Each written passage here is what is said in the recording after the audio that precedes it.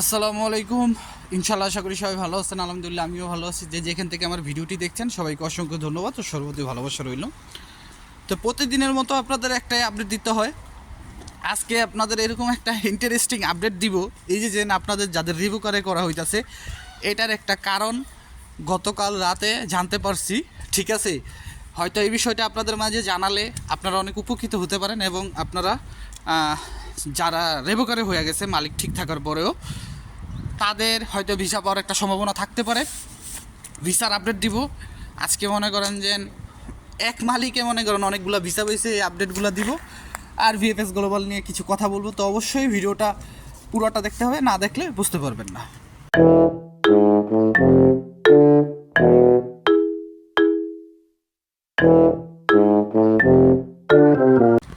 তো সব কিছুর জন্য আলহামদুলিল্লাহ। আসলে কাজ থেকে আসলাম তো ভিডিওটা করতেছি, সময়ই পাই না। এত দৌড়াদৌড়ি এত খাটাখাটনি করলে কি সময় পাওয়া যায়? তো প্রথমে আমি যে কথাটা বলি, আপনারা স্ক্রিনে দেখতে পারতেছেন যে এক ভাই একটা গ্রুপে পোস্ট করছে। দেখলাম এটা অনেকে আসলে পোস্ট করতে দেরি, মনে করেন ব্লগার যারা আছে একক কাছে মনে করেন যাইতে দেরি নাই, এরা আপডেট বানাইতে কোনো দেরি করে না। ঠিক আছে, কথা কিন্তু সত্য। আপনারা আমি মাঝে দু একটা গ্রুপে আছি, দু একটা গ্রুপে মানুষ অনেক অনেক কথা বলে, আমি এই কথাগুলি শুনি। তো যাই হোক, মেন কথা হচ্ছে যে আজকে এক মালিকের প্রায় 11টার মতো ভিসা হয়েছে। সেগুলো হচ্ছে সিসিলিয়া শহরের আপনার সিজনাল ভিসা। ঠিক আছে, আমি যতটুকু জানি হয়তো বা 2023 বা 24-এর শুরুর দিকে, না 2023-এর শেষের দিকে জমা ছিল। তা আলহামদুলিল্লাহ এক মালিকের এতগুলা ভিসা হয়েছে। আসলে এটা এই সময়ে এই যে মনে করেন যে রেবোগারে হইতাছে, মালিক ঠিক থাকার পর স্ক্যানিং কপি পাইও মনে করেন যে জমা দিয়া, ইমেইলের মাধ্যমে অ্যাপয়েন্টমেন্ট পাইয়া জমা দিয়েও যে রেবোগারে হইতাছে। আসলে এই সময়ে 11টা, এক মালিকের 11টা মনে করেন ভিসা পাওয়া কিন্তু চারটিখানি কথা না, এটা কিন্তু অনেক বড় একটা মনে করেন ব্যাপার। তো যাই হোক, যারা পাইছে তাদের জন্য অবিরাম ভালোবাসা ও দোয়া করি যেন ইতালির বুকে আসুক। আর আপনারা জানেন ইতালিতে একটা সুখবর আইছে, যেটা হচ্ছে আগে যেরকম ইতালিয়ান নাগরিকত্ব পেতে হলে বা পাসপোর্ট পেতে হলে সময়সীমা ছিল 10 বছর, যারা সাধারণ নর্মাল ডকুমেন্টে ছিল, এবং যারা আজিলো মানে কেস মাইরা পাইতো, যদি সেই কেসের মোটিভও মানে আপনার ধরনটা থাকতে হচ্ছে পলিটিক্যাল, তাহলে সে 5 বছরের ভিতরে পাসপোর্টের জন্য আবেদন করতে পারত। তো সেই ক্ষেত্রে এখন সেই আপনার সময়সীমাটা কমিয়ে আনা হয়েছে 5 বছরে। এখন থেকে সবাই 5 বছর পর ইতালিয়ান পাসপোর্টের জন্য আবেদন করতে পারবে, যেটা দেখা গেছে একটু কিছুটা আপনার দেখা যায় পর্তুগালের মতো হয়েছে।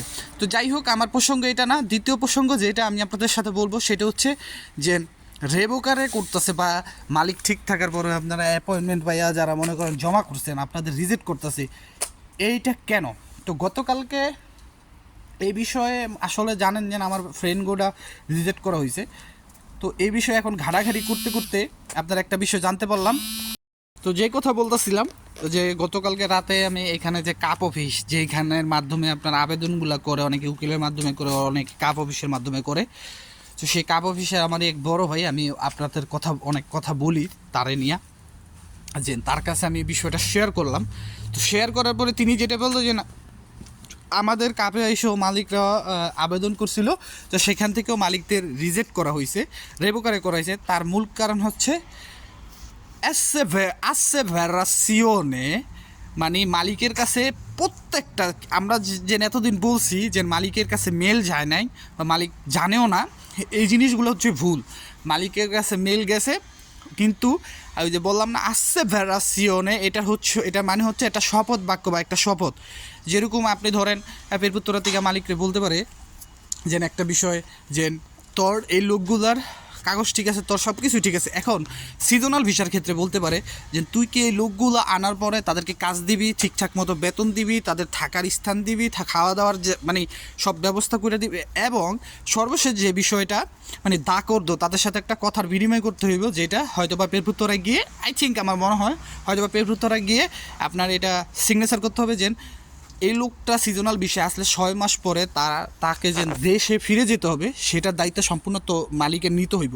তো এই কথাটা যখন বলবো, আমি মনে করি যে 100%-এর ভিতরে 99% মালিকই মনে করেন ওইটার জন্য আর ভিসার জন্য বলবো না যে ঠিক আছে আমি রাজি।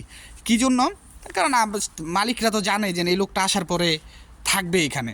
তো সেই ক্ষেত্রে যদি আপনি মালিকের সই দিব সব কিছু করবো, সেক্ষেত্রে যদি পরবর্তীতে আপনি না যান, তো মালিকের তো সমস্যা হবেই। মালিকের নামে মনে করেন জরিমানা আসবো, তো জরিমানা থেকে মালিক আপনারা দিয়া কয় টাকা আপনি কয় টাকা দিয়ে আনবেন সেটা তো আর আপনি জানেন না।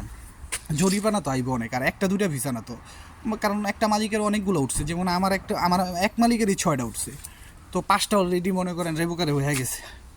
তো এই ছিল হচ্ছে আমি যারা স্ক্যানিং কপি পেয়ে জমা দিচ্ছেন, এই ছিল হচ্ছে মূল কাহিনী, ঠিক আছে। তারপরে মালিকের অনেক কিছু বাকি থাকতে পারে, এটা সিজনাল ভিসার ক্ষেত্রে বললাম। স্পন্সরের ক্ষেত্রে হয়তো কিছু বাকি থাকতে পারে, আর স্পন্সর ক্ষেত্রে এইসব মালিককে জিজ্ঞেস করবেন, কারণ আপনি স্পন্সর ক্ষেত্রে এটা বুঝেই যাবেন আপনি এখানে আসার পরে সব সময়ের জন্য ইতালি থাকতে পারবেন। আশা করি বুঝতে পারছেন, এটা সিজনাল ক্ষেত্রে বললাম। আর ডোমেস্টিকের ক্ষেত্রেও কিন্তু সিজনালের মতোই হিসাব নিকাশ, আশা করি বুঝতে পারছেন। আর ভিএফএস গ্লোবাল আমি বলছিলাম যে আপডেটের কথা, আসলে যাদের রিজেক্ট হওয়ার পরে আবার আন্ডার প্রসেসিং দেখা যাচ্ছে, তারা সরাসরি ভিএফএস গ্লোবালে গিয়ে কথা বলতে পারেন, সেখান থেকে হয়তোবা আপনারা কোনো ইনফরমেশন জানতে পারেন। আর আরেকটা কথা আমি বললাম যে চাইলে যদি আপনার মালিক এখনও চেষ্টা করে, ধরেন পরবর্তীতে যদি এমন কোনো কিছু হয়ে থাকে যে মালিক আপনার প্যাক দেখে নেয় আসছে, তো সেক্ষেত্রে মালিক পেরপুতরায় যোগাযোগ করতে পারে, এবং আপিলের মাধ্যমে এই বছর যেহেতু এই সিজনটাতে আপনার 98% ভিসা রিজেক্ট করা হচ্ছে, রেভোকারে করা হচ্ছে, তো এই কারণে আপনি যদি আপিল করেন আপনার ভিসা পাওয়ার গ্যারান্টি 100% সেই সব মালিকের ক্ষেত্রে যাদের মালিক ধরেন সম্পূর্ণ তাদের অ্যাবিলিটি আছে, সম্পূর্ণ ঠিক আছে, পারফেক্ট 100%, তারাই পারবে। আশা করি বুঝতে পারছেন। সবার জন্য শুভকামনা রইল, দোয়া করি আল্লাহ তালা আপনাদের সকলের মনের আশা আকাঙ্ক্ষা পূরণ করুক। সবাই আমার জন্য দোয়া করবেন এবং আমার বন্ধুদের জন্য দোয়া করবেন, আমি সকলের জন্য দোয়া করি। আসসালামু আলাইকুম, আল্লাহ হাফেজ।